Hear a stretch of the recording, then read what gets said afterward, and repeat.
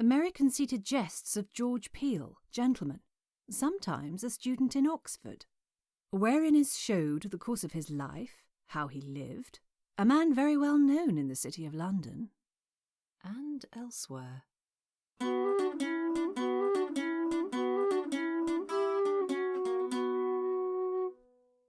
How the gentleman was gulled for shaving of George. George had a daughter of the age of 10 years, a girl of a pretty form, but of an excellent wit.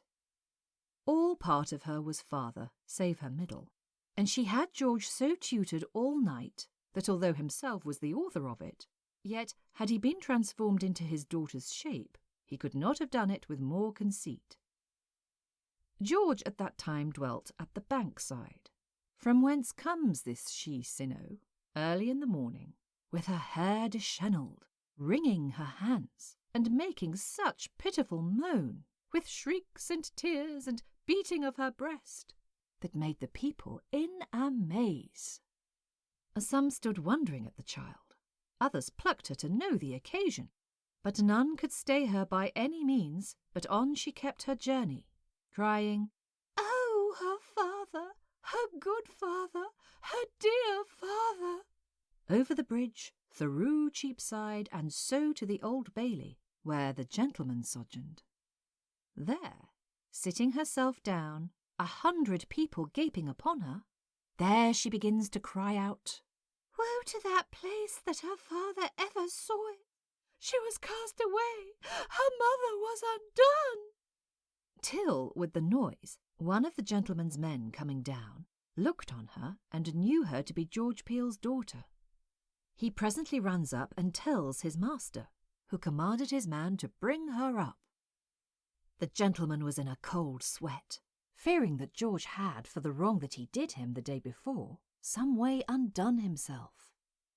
When the girl came up, he demanded the cause, why she so lamented and called upon her father. George, his flesh and blood, after a million of sighs, cried out upon him. He had made her father, her good father, drown himself.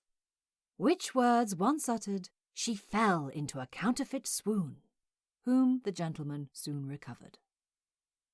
This news went to his heart, and he, being a man of a very mild condition, cheered up the girl, made his men to go buy her new clothes from top to toe, said he would be a father to her, gave her £5, bid her go home and carry it to her mother, and in the evening he would visit her. At this, by little and little, she began to be quiet, desiring him to come and see her mother. He tells her he will not fail, bids her go home quietly. So downstairs she goes perily, and the wondering people that stayed at door to hear the manner of her grief had of her naught but knavish answers, and home she went directly.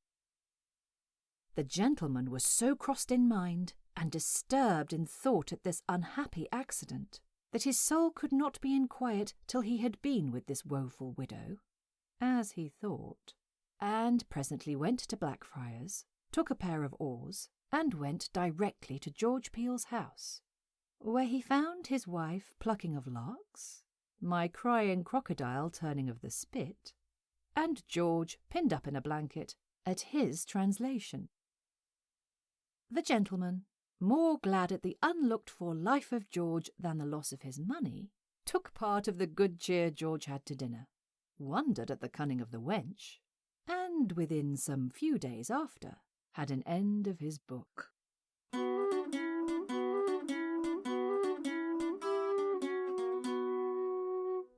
Merry Conceited Jests of George Peele was narrated by Sarah Blake, with music by Tom Cowell.